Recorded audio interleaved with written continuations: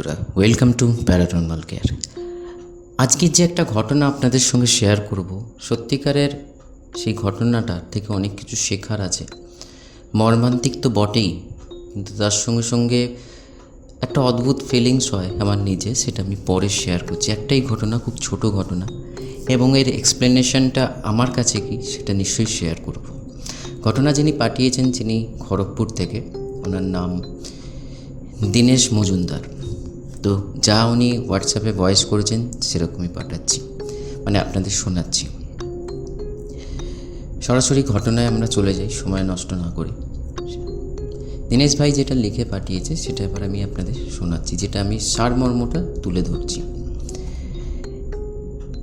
Hello দাদা, আশা করি আপনি ভালো আছেন।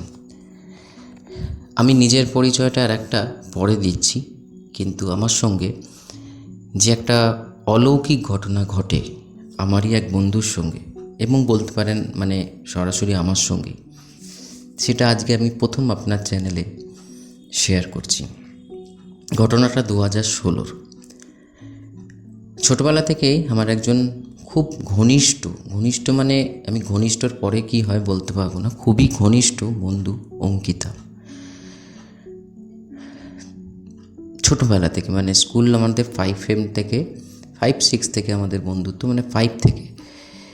কিন্তু শুধু বন্ধুত্ব দাদা, যেরকম হয় না যে স্কুল লাইফের বন্ধুদের প্রেম ভালোবাসা হয়, কিন্তু আমরা খালি একে অপরকে বন্ধু হিসাবেই মানি এবং সমস্ত রকম কথা ইয়ার্কি ঠাট্টা আমরা করি। এবং ঘটনাটায় তাড়াতাড়ি আসার জন্যে কিছু আগে প্রিভিয়াস জিনিস বলে দিই। মানে ওর যখন বিয়ের সময় হয়, বাড়িতে দেখাশোনা হয়, আমি ওর সঙ্গে ওর বিয়ের কন্ট্যাক্ট করতে যাই, মানে ওর অ্যারেঞ্জ ম্যারেজ হয়। ফলে ওদের শ্বশুর বাড়ির সঙ্গে, যার সঙ্গে ওর বিয়ে হয়, গৌরব সরকার, তো ওনাদের সঙ্গে টোটাল মানে অঙ্কিতার শ্বশুর বাড়ির সঙ্গে আমার প্রচণ্ড ভালো রিলেশন হয়ে যায়, কারণ আমাদের মধ্যে ট্রান্সপারেন্সি প্রচণ্ড ছিল দাদা। বন্ধু মানে প্রিয় বন্ধু, মানে খাঁটি বন্ধুত্ব যাকে বলে, এমন কিছু নেই যে আমরা শেয়ার করতাম না। বিয়ের পরও অঙ্কিতা আমার কাছে আসতো, আমি ওর কাছে যেতাম। এরকমও গেছে দিন যে ওর হাজব্যান্ড নেই, আমরা কিন্তু ঘরে বসে গল্প করছি, কারোর কোনো অসুবিধে নেই। বুঝতেই পারছেন আমরা কী বলছি, মানে আমরা এতটাই ট্রান্সপারেন্ট এবং শুধু ঘনিষ্ঠ বন্ধু ছিলাম। যেদিনকার ঘটনা সেদিনকার আমার জন্মদিন ছিল, তো আমি দুজনকেই ইনভাইট করি। সেই দুজন, একটা হচ্ছে অঙ্কিতা আর তার হাজব্যান্ড, বাকি আমার আর বিশেষ কোনো সেরকম বন্ধু ছিল না। তো জন্মদিনটা হঠাৎ করে ঠিক হয় এবং উদ্যোগ নেয় কিন্তু ওরা দুজনই, যে জন্মদিন করা দরকার, আমরা গিয়ে পার্টি করব, একটু আনন্দ ফুর্তি এইটার জন্যে। তো সন্ধেবেলা ওরা যথারীতি আসে। তবে হ্যাঁ, এটা বলে রাখি, আমার বাড়ি থেকে অঙ্কিতার শ্বশুর বাড়ির দূরত্ব মোটামুটি ধরে রাখুন, বাইক আছে, মানে বাইকে করে গেলে 10 থেকে 15 মিনিট, ঠিক আছে? তা এতটাই ক্লোজ ডিস্টেন্স বাইকে। তো সেই ক্ষেত্রে আমরা সন্ধেবেলা ওরা সবাই আসে, দুজনে আনন্দ ফুর্তি হয়, খাওয়া দাওয়া হয়, এবং সেদিনকে অল্প বিস্তর প্রফেশনালের মতন নয়, তিনজনেই মিলে আমরা ড্রিঙ্ক করি, মানে খুব সামান্য, যেটা একটা কি বলবো আমি ঠিক বোঝাতে পারছি না, কিন্তু ধরে রাখুন খুব সামান্য, জাস্ট টেস্ট বলুন, অঙ্কিতা কোনো দিন টেস্ট করেনি, তো সেই হিসাব মতন আমরা তিনজনে মিশেই এক পেগ করে ড্রিঙ্ক করি। ওরা তখন ওঠে, খাওয়া দাওয়া সব শেষ, যখন রাত বাড়ছে 11:30টার সময়, ওরা 10:30 না 11:30, ঠিক বলবো না, ঠিক 11:45টার সময় ওরা বলে আমরা এবার বাড়ি যাব। তো আমি এটা বলি যে তোরা থেকে যা না, তো কালকে সকালে যাবি, তো এইখান থেকে এখানে বাড়ি। বাট ওরা বলে যে গিয়ে বাড়িতে কাজ আছে, মা মানে অঙ্কিতার শ্বশুর শাশুড়িকে খেতে দেওয়ার ব্যাপার আছে। মানে ওরা লেট নাইট খায় এবং লেট নাইট শোয়, এবং খাওয়া দাওয়ার পরে ওদেরও একটা ভালো হ্যাবিট ছিল, একে অপরের সঙ্গে বসে কিছুক্ষণ গল্প করে, সবাই ছোট বড় সবাই বাড়ির যা ফ্যামিলি ছিল, তবে যে যার ঘরে শুতে যেত। তো যথারীতি আমি ছাড়তে আসি ওদের এখানে নিচে ছাড়ার পর বাইক আছে ওদের, তো ওরা বেরিয়ে যায়, হাই হ্যালো করে বেরিয়ে যায়। আমি ওপরে আসি, ওপরে ব্রাশ করতে আসি, ব্রাশ করে মানে ওরা ঠিক করি যে পৌঁছে গেলে তো ফোন করবে, তো সেই কারণে তাড়াহুড়ো করে ব্রাশ করি। 5 মিনিট ধরুন গেছে, হঠাৎ করে আমার ফোনে রিং বেজে উঠল। দেখি অঙ্কিতা ফোন করেছে। আমি একটু অবাক হয়েই ফোনটাকে রিসিভ করলাম। রিসিভ করতে না করতেই একটাই সেন্টেন্স শুনতে পেলাম, নিচে আয়, দরকার আছে। আমি ফোনটা জাস্ট ক্লোজ করে তখন কোনো কথা বলিনি। মনের মধ্যে অনেক রকম চিন্তা, এই তো গেল, আবার কি হলো যে দরকার আছে, এবং খুব গুরুগম্ভীর গলায়। এরকম কোনো দিন ওকে মানে বলতে দেখিনি কোনো দিন। এত বছরের, এত ছোটোবেলা থেকে বন্ধুত্ব, কিন্তু কোনো দিন এত গুরুগম্ভীর গলায় বলতে দেখিনি। আমি নিচে আছি যথারীতি, যে এসে দেখি, আপনি বললে বিশ্বাস করবেন না, আমি নিজে অবাক হয়ে যাই। সারা শরীরে রক্ত, মাথার চারিপাশ দিয়ে রক্ত ঝরছে। আমি জাস্ট জিজ্ঞেস করি, কি হলো তোদের? কোথায়, তোর বর কোথায়? মানে আমি ওর নাম ধরে ডাকতাম না, খালি বলতাম বর বর বলে, এরকম ইয়ার্কি মেরেই ডাকতাম। তখন ও বলে, আমাদের অ্যাক্সিডেন্ট হয়েছে। আমি তখন বলি, হ্যাঁ তো দেখেই বুঝতে পেরেছি তো তোদের অ্যাক্সিডেন্ট, কিন্তু তোর বর কোথায়? বললো, ও স্পটেই রয়েছে, আমার সঙ্গে একটু যেতে পারবি? তোর কাছে এলাম, যদি কিছু সাহায্য করতে পারিস, কারণ বুঝতে পারছি না আমার অ্যাক্সিডেন্ট হয়েছে। মানে তখন ওর কথার আমি কোনো ইঙ্গিত পাই না দাদা, যে কি বলছে, বুঝতে পারছি না অ্যাক্সিডেন্ট হয়েছে, অথচ সারা শরীর। আমি তখন কি করব, আমি দিশেহারা হয়ে গেছি, যে ওকে ওপরে নিয়ে যাব না মানে অ্যাক্সিডেন্ট স্পটে যাব। আমি জিজ্ঞেস করলাম যে কোথায় হয়েছে? বলছে তোদের বাড়ি থেকে কিছুটা দূরে হয়েছে, চল এক্ষুনি যেতে হবে। তা আমি, আমার স্কুটি আছে, সেই সময় স্কুটি ছিল, আমি স্কুটি বার করি, বাড়িতে বলে আমি আসছি, মানে বিশেষ কিছু বলিনি আমি। ও পেছনে বসলো, সমস্ত রকম ফিলিংস হচ্ছে দাদা, সমস্ত রকম। পেছনে বসলো, সারা শরীর রক্ত, আমারও পিঠে লাগছে। আমি স্কুটি চালিয়ে স্পটে গিয়ে দেখি, যা দেখলাম আমি জীবনে কোনো দিন ভুলতে পারবো না। অঙ্কিতা আর অঙ্কিতার বর মাটিতে শুয়ে, স্পট ডেথ। মানে লোকের ভিড় হয়ে গেছে সেই সময় আশেপাশে, মানে যেহেতু একটু রাতের বেলায় বিশেষ ভিড় হয়নি, কিন্তু যেটা দেখে বললাম মোটামুটি 10-12 জন ঘিরে দাঁড়িয়ে আছে। আমি তখনও দেখিনি পেছনটা আমার। আমি এটা চিন্তা করছি, ও যদি এখানে শুয়ে থাকে তাহলে কে আমাকে ডাকতে যায়। ঘুরে যখন পেছনে তাকাই, দেখলাম কেউই নেই, এবং আমার যে পেছনে বসেছে আমি নিজে ভালো করে ফিল করেছি, এবং পিঠে আমি নিজেও দেখেছি যে রক্ত ফক্ত লেগেছে, মানে জামাতে ছিঁড়ে পড়া কিছু নেই। আমি যখন স্কুটি রেখে নামি, কিছুটা যাওয়ার মানে জাস্ট ভিড়টা ঠেলে ঢুকে দেখি স্পট হয়ে গেছে দাদা, মানে দুজনেই স্পট হয়েছে। অঙ্কিতার মাথায়, দুজনেরই মাথায়, এবং হেলমেট তো ছিল, কিন্তু হেলমেট কীভাবে ছিটকে বেরিয়ে, সেটা তো যেহেতু অ্যাক্সিডেন্ট ব্যাপার, দূরে পড়ে রয়েছে দেখলাম। আমি এই সমস্ত 7-5 ভাবতে ভাবতে নিজে সেন্সলেস হয়ে যাই। এবং যেহেতু ওটা ধরুন বলতে পারেন পাড়ার মধ্যেই, মুখ চেনা আছে অনেকের সঙ্গে, এবং রাত্রিরে হয় না দেখবেন আপনাদের ওখানেও, যে রাত্রিবেলা অনেকে সিগারেট বিড়ি খেতে বেরোয় বা পান কিনতে বেরোয়, সেরকম ধরনের ব্যাপারটা মানে এমন লোকালিটির মধ্যে হয়েছে। মেন রোড, কিন্তু আপনার আশেপাশে দোকান।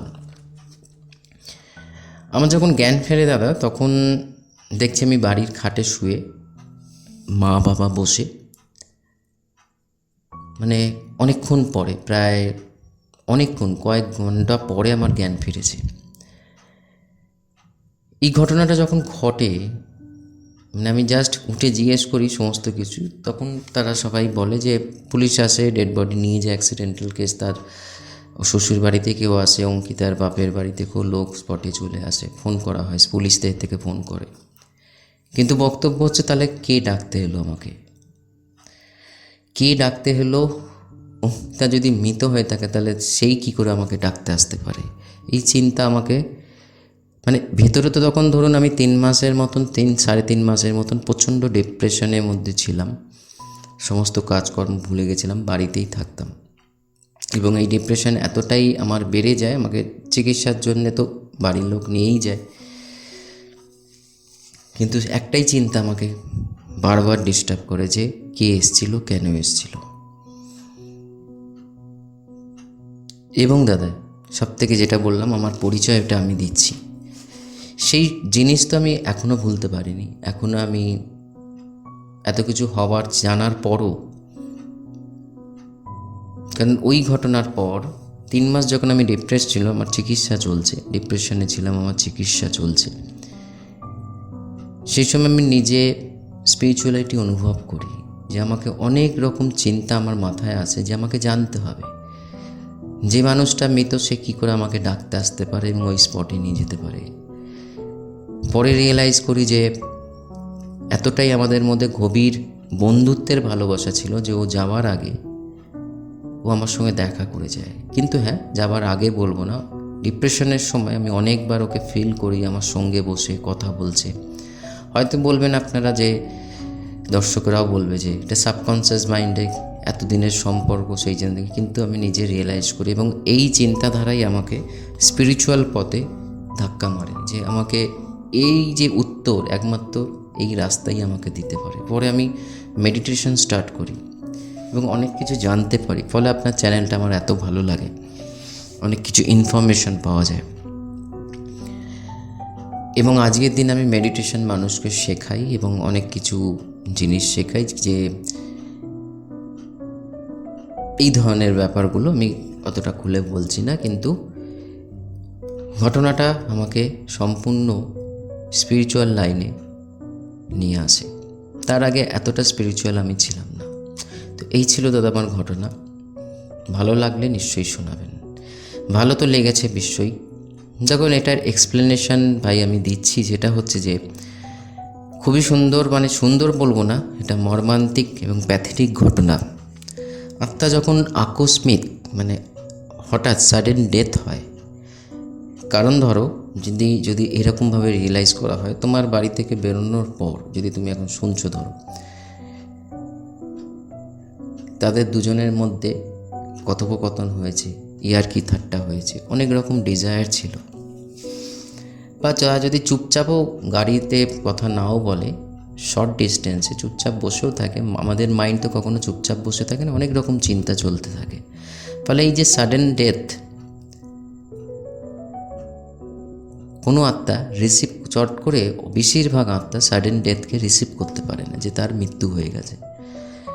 একটা কারণ হচ্ছে যে তোমাদের দুজনের বন্ধুত্ব ওকে এখানে টেনে নিয়ে আসে, যে মৃত্যুর মানে পরও সে তোমার সঙ্গে দেখা করতে আসে, শরীর ছাড়ার পরও। আর একটা হচ্ছে যে এই সময় অনেক মিডিয়ামদের কাছে আত্মারা যোগাযোগ করে, যে কেন, মানে সে তখন অ্যাকসেপ্ট করতে পারে না তার এই মৃত্যুটা, কারণ তার মধ্যে অনেক রকম ডিজায়ার, অনেক রকম চিন্তাধারা চলতে থাকে, যে হঠাৎ করে সে বুঝতে পারে না যে তাকে শরীরের বাইরে এসে এবং আকুতি মিনতি করে, অনেক কিছু বলবার চেষ্টা করে, অনেক কিছু বোঝবার চেষ্টা করে, কিন্তু যাদের কর্ম ভালো, যাদের কর্ম ঠিকঠাক, সমস্ত কিছু ঠিকঠাক, সমস্ত কিছু এখানে বলা যাবে না, কর্ম ঠিকঠাক, তারা লাইটিংয়ের দিকে যাবে। আর যারা সত্যিকারের মানে খুব আকর্ষণের মধ্যে থাকে, তারা আমাদের এই ডাইমেনশনে আটকে যায়। বাট এখানে ঘটনা, যদি ওনারা দুজনেই আবার জন্মে গিয়ে থাকেন, দুজনের যেহেতু হেড ইনজুরি হয়েছিল, সেটাই ডেথের কারণ হয়, যদি এটা আমি জাস্ট বলছি, তাহলে এই জীবনে এই যে জন্মটা তারা যদি নিয়ে থাকে, মানে কামিং এতে যদি জন্ম পেয়ে গিয়ে থাকে, সাডেন ডেথে বেশিরভাগ কী হয় এই ধরনের মৃত্যুতে, যেটা লাস্ট চেতনা থাকে, যে কি হয়েছে, হঠাৎ করে ধরুন হাতে লেগেছে, মানে কোনো শরীরে কোনো একটা জায়গায় বিশেষ চোট থাকলে সেই জায়গায় একটা পেন অনুভব করে আত্মা, মানে শরীর অনুভব করে। তো সেটা তো আর জানা সম্ভব না, তাহলে অনেক কিছু কাঠখড় পুড়িয়ে জানতে হবে। তো এটাই আমি এক্সপ্লেনেশনটা আপনাদের দিলাম, যে এই ঘটনার মেন এক্সপ্লেনেশন হচ্ছে এটা, যে আত্মা তখন চট করে ছেড়ে বেরোতে পারে না আমাদের এই শরীর থেকে, তাকে বারবার শরীরে ঢোকার চেষ্টা করে, কিন্তু এক্সপায়ারি হয়ে গেছে বলে আর ঢুকতে পারে না এবং সে ছেড়েও যেতে পারে না। যাদের মানসিক জোর সেই সময় বেশি থাকে এবং কুলনেস থাকে, তারা লাইটিংয়ের দিকে, আবার নেক্সট জীবনের দিকে যে কর্মগুলো বাকি আছে সেটাকে ক্যারি ফরওয়ার্ড হয়। তো বন্ধুরা, আপনাদের এই ঘটনাটা ভালো লাগলে একটা লাইক কমেন্টস নিশ্চয়ই করবেন। আপনাদের ঘটনা কিছু এসে পড়ে রয়েছে আমার কাছে, সেটা আমি 1 by 1 আপনাদের সঙ্গে শেয়ার করব, কিন্তু আপনাদের জীবনে যদি কোনো এরকম ঘটনা ঘটে থাকে বা ফিল করে থাকেন, নিশ্চয়ই শেয়ার করুন। আমি এই চ্যানেলের মাধ্যমে পড়ে সবাইকে জানাবো। নমস্কার।